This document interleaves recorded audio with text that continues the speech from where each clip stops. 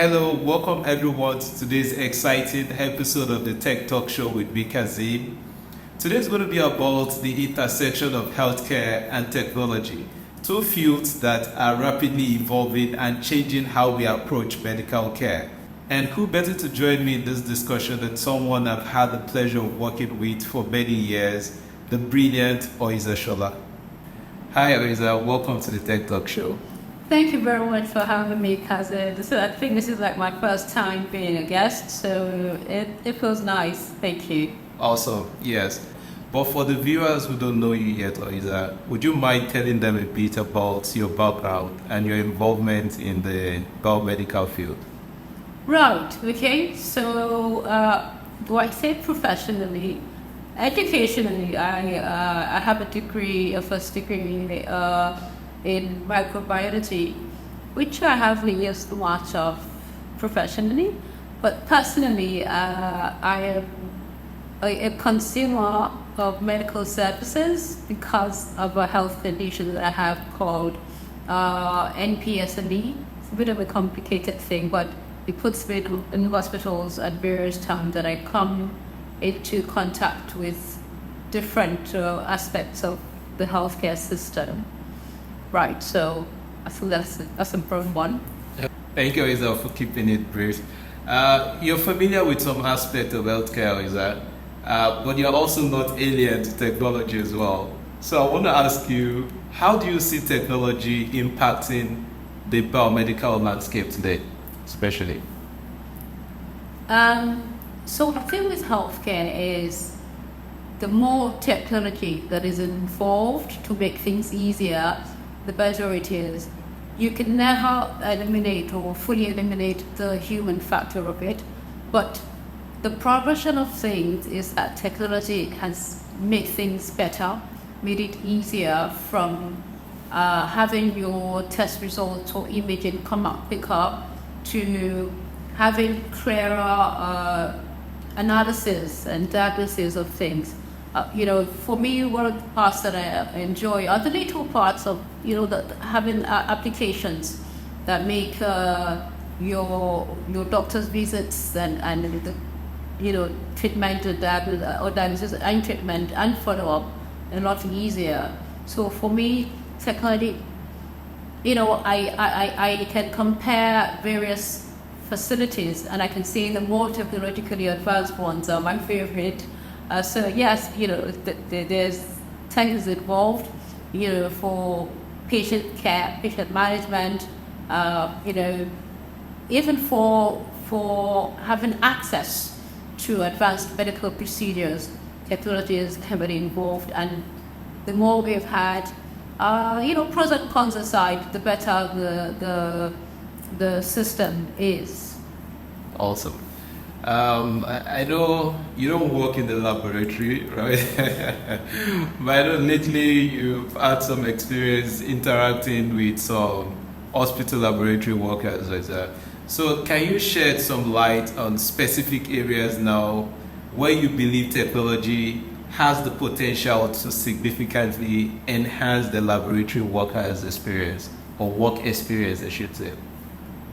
Right, so now this is my professional involvement in it, which is a little bit of some life updates that I'm, with Icons Biomed. I love the Icons brand. So from what we've been saying, I've had access to varying degrees of laboratory environments from, including government and private facilities. What would technology will impact in making things easier. Laboratories are run by human beings, primarily. So you have where technology comes in the analysis of the samples or specimens collected. What you would like, what the ideal thing would be, is that the samples are collected, they are adequately labeled, the tests are run in quick time, the results are accurate, making it easy for the scientist or technician to be able to interpret and then present to the doctor. And then that patient records are kept the results are mixed up, so, and that the entire process is easy on the patient, because if you have to keep repeating manual collection of data, it gets exhausting. By the time you get to a hospital, a typical patient is weary, so going to the lab and having manual registration or collection over and over. If like me, you do those things, as often as quarterly. You want a system that already has most of your details or background information, such that it's easier for the laboratory workers from collection to delivering the results to the doctor. More interestingly, making the results available to me as the patient. There are facilities who have this, who have systems that as soon as the results are ready, the patient has access to it. It makes it easier for second opinions, which would like, compared to manual collections that can be difficult to access or even move around. Yeah. Considering the context of Nigeria, where we often see a lag in technology adoption in certain sectors, including healthcare as well. Mm-hmm. So what do you think are the primary obstacles preventing laboratories from fully embracing technology? Do you think it's primarily a matter of unfamiliarity with technology, or what exactly are your thoughts on this? I cannot run away from the problem of funding. Adequate funding would ensure that staff are, properly trained. From what I've seen, even from the work, that I do, you see the desire to learn, the eagerness to adopt technology that is available. As soon as it comes out and a facility is able to train their staff, they take it.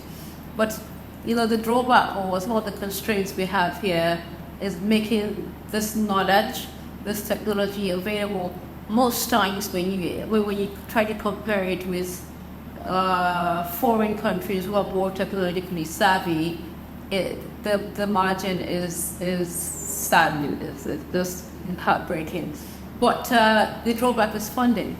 There's nothing stops an eager learner from going to where the knowledge is, acquiring it and coming back. And then these machines are not cheap to have, they're not cheap to come back, but there are facilities that do it more, invest rather in the stays, invest in the training.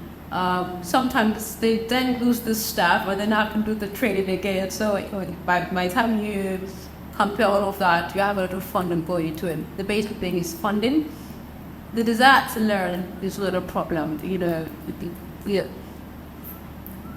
Health professionals, health practitioners want to give the best. But Oiza, how about affordability now? I mean, if they're able to, they have the fund now to procure some of this equipment, well, for an average Nigerian, would rather stay at home than go to the hospital. So how about affordability?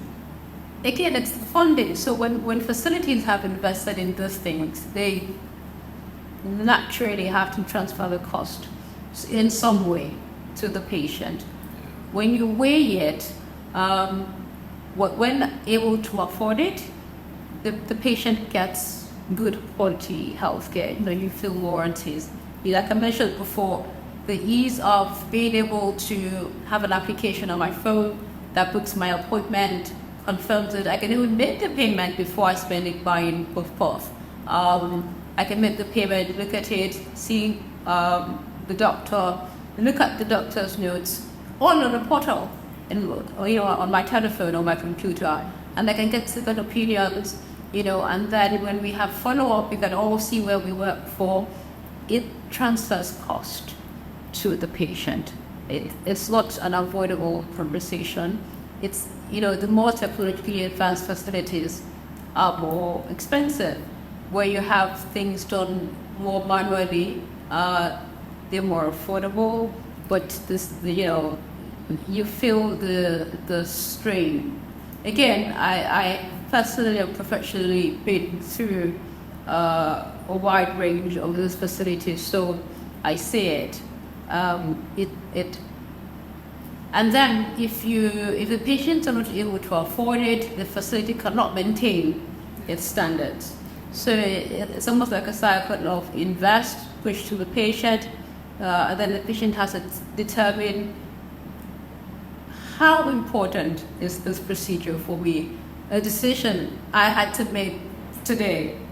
Yeah, so, you know, at the end of the day, the economic situation of the country comes into play, and, you know, affordability. Yeah. Most facilities are, you know, wanting to do the best. They want you to keep coming back. And at the end of the day, so, you know, it's business for them, so they need to keep themselves in business. They do. You know, the really nice places that are comfortable and make you want to bring out your card easier. You know, and they have a nice way. But at the end of the day, what you want is quality service. You want service that is comparable to going abroad without having to go abroad. It is not impossible for us in Nigeria. It's really not. Yeah. Thank you very much, Oiza, for sharing your thoughts on today's topic on the Tech Talk Show with me.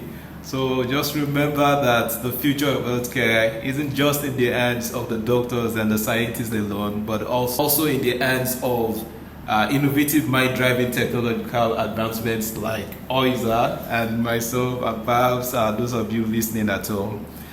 So please remember to like, share, and subscribe to the channel if you haven't already.